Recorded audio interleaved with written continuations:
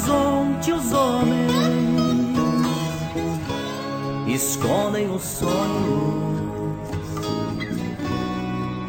trabalhando ao longo do cerrado.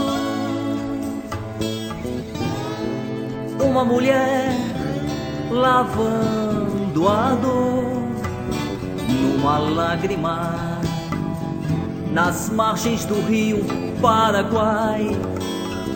O sol adormece no rosto cansado.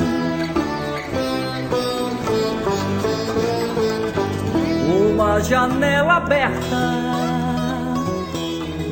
crianças no quintal. Numa rua deserta corre o vendaval.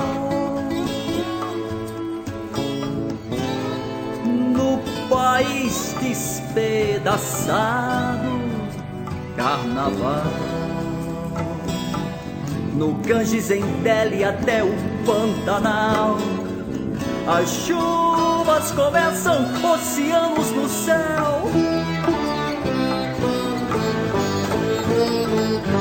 Eu até pensei que não fosse real.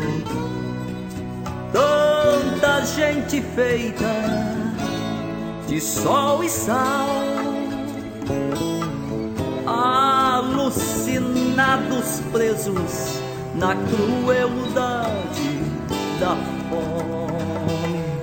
Nos campos de arroz, floresta de sonho, o mundo desperta buscando a razão.